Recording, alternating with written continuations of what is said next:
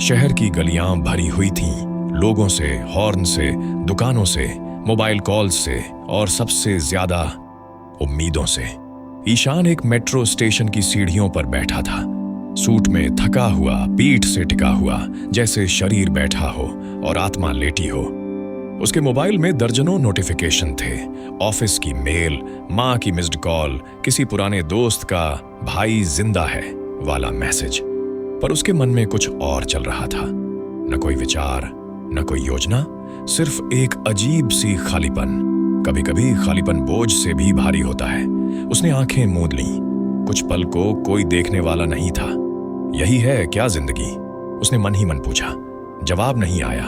उसकी आंखें खुली।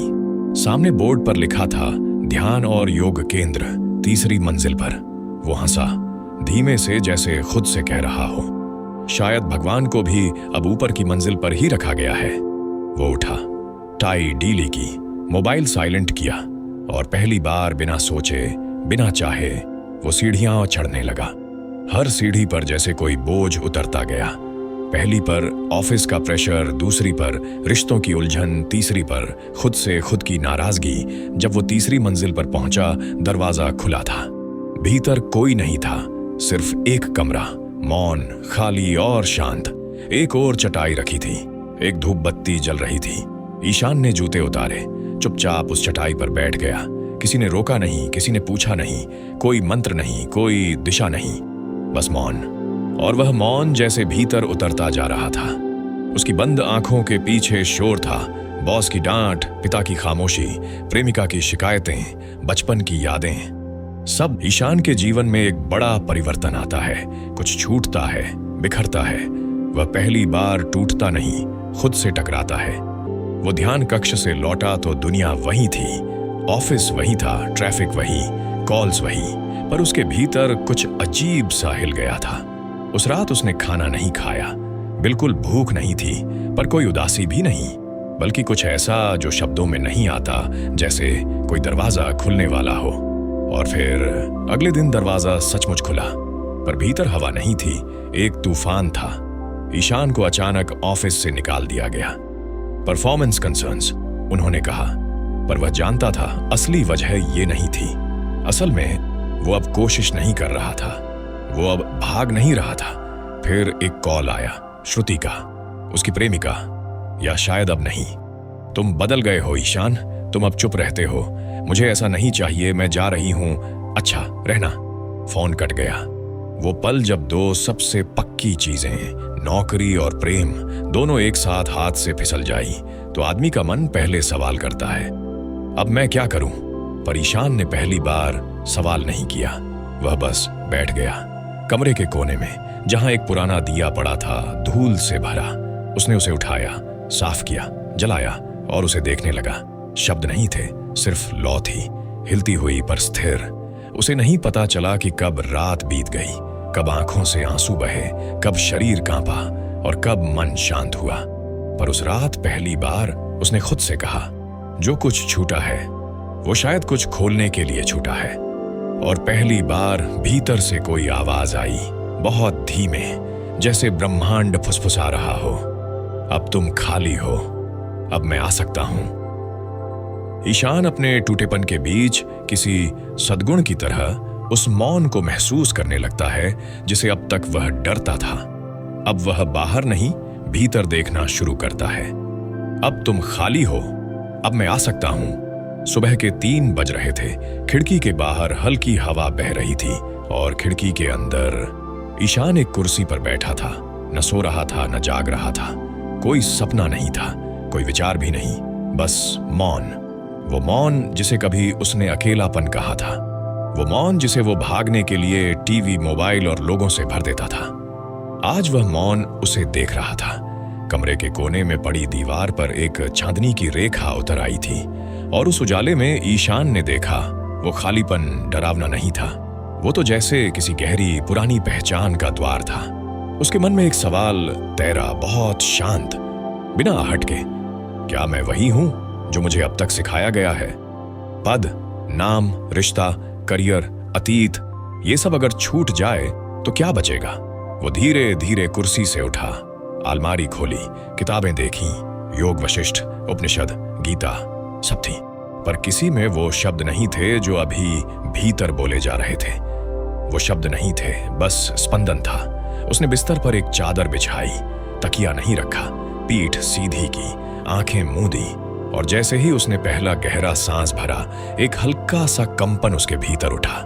कोई छवि नहीं, कोई मंत्र नहीं, बस एक गूंजती हुई उपस्थिति, जैसे कोई देख रहा हो लेकिन बाहर नहीं, भीतर से। उसने मन ही मन पूछा, भगवान क्या आप हैं?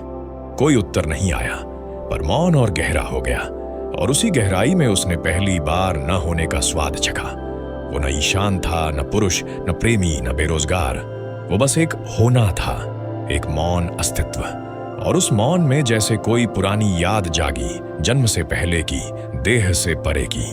उसे लगा कोई हाथ उसके कंधे पर है, पर छूने वाला कोई नहीं था, सिर्फ मौन, मौन जिसमें अब तक छुपा था उसका सबसे गहरा प्रेम। ईशान ध्यान में बैठता है, लेकिन पहले क्षणों में उसे शांति नहीं मिलती, बल्कि भीतर के शोर, छिपी इच्छाएं और भय सामने आने लगते हैं। शून्य की ओर पहला कदम हमेशा हिला देने वाला होता है। मौन जिसमें अब तक छुपा था उसका सबसे गहरा प्रेम। कमरे में पूर्ण चुप्पी थी, घड़ी की टिक टिक भी जैसे दूर कहीं चली गई हो। ईशान चादर पर सीधा बैठा था, कमर सीधी, आंखें बंद, शरीर स्थिर था, पर मन जैसे बेलगाम घोड़ा बन गया। सोचा था शांति मिलेगी, पर पहली ही सांस के बाद भीतर बाढ़ आ गई, काले डरों की बाढ़। एक अजीब बेचैनी, जैसे कोई अंदर चिल्ला रहा हो, रुक जा, मत जा वहां जहां मैं नहीं हूं। मन बोला, तू पागल हो गया है, ध्यान ध्यान सब बकवास है, कुछ कर, कुछ बन, जिंदगी यूं बर्बाद मत कर। ईशान चौंका। उसने आंखें खोलने की कोशिश की, पर नहीं खोली। वो जानता था ये डर उसका नहीं है, ये वो है जिसे दुनिया ने उसकी आत्मा के चारों ओर लपेट दिया है। स्मृतियां उभरी, माँ की सख्ती, बचपन की असफलताएं, क्लासरूम की हंसी, श्रुति की आंखों में तिरस्कार। सब कुछ उस मौन में गूंजने लगा, जैसे कोई झूठा संसार उसके ध्यान को तोड़ना चाहता हो। शून्यता दरवाजे पर थी, पर मैं की आवाज जोर से चिल्ला रही थी, बाहर मत जाओ। ईशान कांप गया। अचानक शरीर में झुरझुरी दौड़ गई, सांस तेज चलने लगी, माथे से पसीना टपका। उसने बस एक वाक्य दोहराया, धीरे धीरे, भीतर ही भीतर, जो शून्य है वही सब कुछ है। हर दोहराव पर विचार थमे, हर दोहराव पर कुछ चुप हुआ, हर दोहराव पर भय थोड़ा थोड़ा मिटा। और फिर एक क्षण आया, सब रुक गया। सांस नहीं, धड़कन नहीं, सोच नहीं, बस मौन था। और उस मौन में पहली बार ईशान को खुद की परछाई दिखी, और वो परछाई कोई डरावनी चीज नहीं थी, वो खुद भगवान की परछाई थी। ईशान ध्यान की गहराई में उतरता है। अब डर मिट चुका है। अब मैं नामक दीवारें धीमे धीमे गलने लगती हैं। उसका नाम, उसकी कहानी, उसकी छवें, सब कुछ एक मौन में घुलता जाता है। वो खुद भगवान की परछाई थी। कमरे की हवा स्थिर थी, जैसे समय ठहर गया हो। ईशान अब भी आंखें बंद किए बैठा था, पर अब उसके चेहरे पर शिकन नहीं थी। कुछ अजीब हो रहा था। उसने महसूस किया कि वह ईशान नहीं रहा। उसे लगा कोई नाम उसे पुकारे तो वो उसे पहचान नहीं पाएगा, क्योंकि अब कोई नाम बचा ही नहीं। पहचानें गिरने लगी, जैसे पुराने कपड़े। मैं इंजीनियर हूं, उतर गया। मैं प्रेम में असफल हूं, बह गया। मैं एक बेटा हूं, ढह गया। उसका मन अब उससे बातें नहीं कर रहा था, बल्कि चुपचाप उसके पास बैठ गया था। हर सांस अब लंबी नहीं, गहरी थी। हर श्वास में कुछ मिट रहा था, और जो बच रहा था वो भाषा के परे था। अब वो देख रहा था पर आंखों से नहीं, अब वो सुन रहा था पर कानों से नहीं। एक कंपन, एक उपस्थिति, जैसे उसके शरीर की सीमा मिट रही थी और वह एक नमी बनकर हवा में घुल रहा था। जैसे बर्फ पिघलकर जल में विलीन हो जाए, और जल नदी में, नदी समुद्र में, और समुद्र उस शून्य में। उसे लगा उसका मैं कोई केंद्र नहीं था, बल्कि वो एक भूल थी, एक आवरण। और उस आवरण के पीछे जो था वो न ईशान था, न कोई इंसान, न कोई स्वरूप। वो बस एक प्रकाश था, शुद्ध, मौन, जागृत, जो देख रहा था पर खुद को दिखा नहीं सकता था।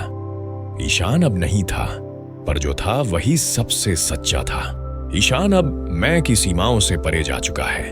अब जो बचा है वह मौन और चेतना का विलयन है। और वहीं पहली बार भगवान की झलक मिलती है, बिना किसी आंख के, बिना किसी भाषा के। एक हल्की हवा कमरे में चल रही थी, या शायद वह हवा नहीं, ईशान ही था। क्योंकि अब शरीर और हवा के बीच कोई भेद नहीं था। वह सिर्फ कुछ नहीं, वह सब कुछ बन चुका था। फर्श की ठंडक, दिया की लौ, रात्रि की नीरवता, हर चीज में वो खुद को महसूस कर रहा था। और उसी मौन में बिना किसी आकृति के, बिना किसी आरती के भगवान उपस्थित हुए। न उनके आने की आवाज थी, न कोई प्रकाश फूटा, न कोई मंत्र गूंजा, पर एक गहरा प्रेम भीतर उमड़ पड़ा, बिना किसी स्रोत के। ईशान के गाल गीले थे, पर उसने रोया नहीं था। उसका दिल धड़क रहा था, पर जैसे वो किसी और का था। एक कंपन उसकी रीढ़ से गुजरा, जैसे सदियों पुराना कोई स्पर्श फिर से छू रहा हो।